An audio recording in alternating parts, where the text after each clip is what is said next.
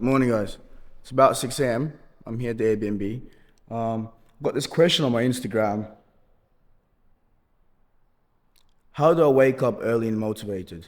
Right? And I think we all know that concept. I've said it before many times, and I still do believe it, that motivation is bullshit and that you shouldn't really rely on motivation. It should be discipline, it should be inspiration, it should be, these sort of things. But sometimes motivation can be your saving grace. And I think what people need to realize is that the motivation has to be more than self-centered, intrinsic motivation. Okay? You need to learn to become unselfish with your dream. What I mean by that is you need to have a motivation that's not just about you. So take for example, I had my first community call yesterday, and a brother mentioned his motivation is charity. He wants to do things for charity, and that's a bigger project than himself. For me, my motivation is I want to have a certain family. I want to have a certain level for my children, a certain platform for my children, so they can have opportunities that I didn't have. I'm not saying that I lacked opportunities growing up. Coming from where I'm from, my parents did an unbelievable job, and that was always my inspiration, is my mom and dad. So I want to do something, equally as influential for my children. So yes, motivation is something not to rely on, and discipline is more important. But sometimes what gets you out of bed is that thought of, okay, what's this going to lead to and what's my dream? So in my online community, the first program is a 10-day protocol. And within that 10-day protocol, there's a specific regimen that starts on day one that helps you develop this thought. And I'll go more into depth on this in the community. You can see the information down below.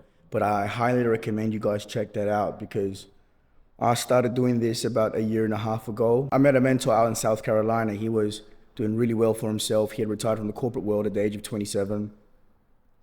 He had, I think he was 34, doing really well for himself, had his own business model going and everything like that. So that's something he really taught me is it needs to be bigger than yourself. If money's your motivator, and if pure success is your motivator, you're not going to be able to get up at 5 a.m.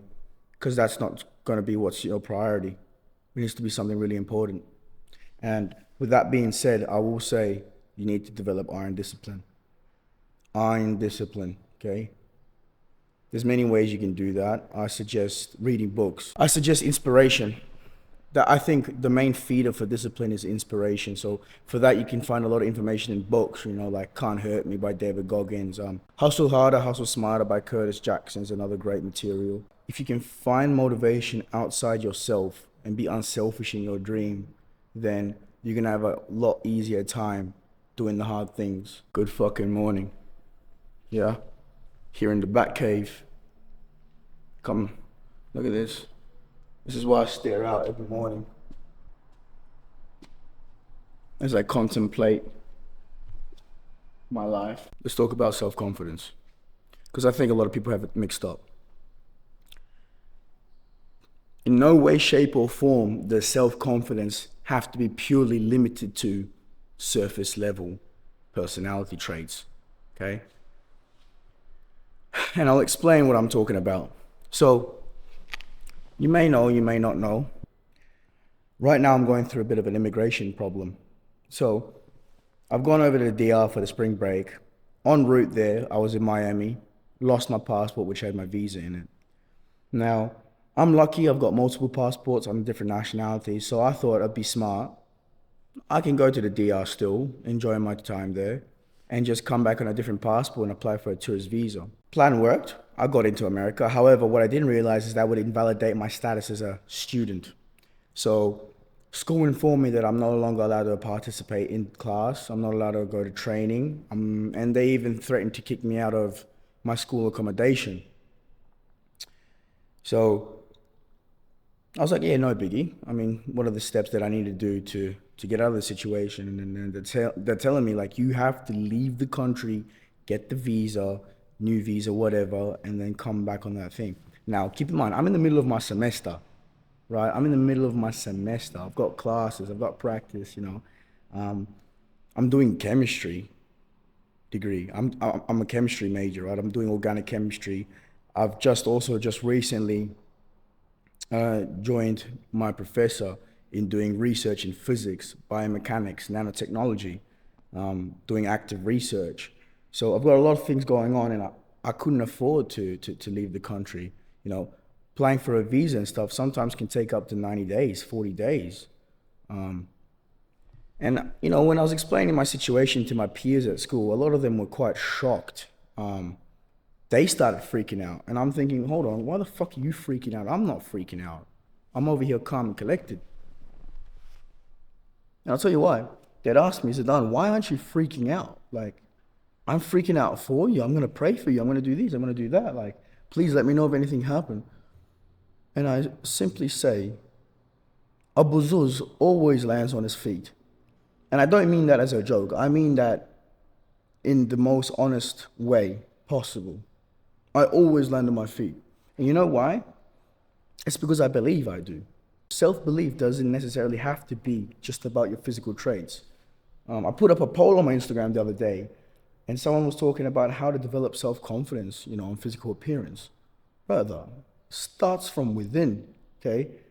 I've got the utmost self-confidence in my capability, in my ability to achieve the best result out of any situation, okay? Considering the circumstance I'm in here now, freaking out and worrying and being upset and fuck, I lost my passport, this, that, like, that's not gonna change shit. The only thing I have control over right now is the result. And the only way to achieve the best result is by being calm, thinking rationally, and making logical decisions based on an analytical approach. So, I did say on that poll on Instagram, if someone stands next to me and I've got my shirt off, I know I look good, but there's many people that look 10 times better than me with their shirts off. If the cunt standing next to me, he's got his shirt off and he looks 10 times better than me, I've still got supreme confidence, okay? It's not because my confidence is based on my appearance. My confidence stems from my capabilities, okay? I know that if you throw me in a town where I can't speak the language, economy is shit, you throw that cunt who's taller, more jacked, and we're both on the same page, I guarantee 100 times out of 100, I will survive. A couple years ago, one of my friends, at that time, he wasn't really my friend, he just told me what he'd been discussing with his pals. And they were playing a game. They were throwing up names out of people that they knew, and then they would list one word to describe that person. And when my name came up, the word that came with it was survivor. Be a survivor.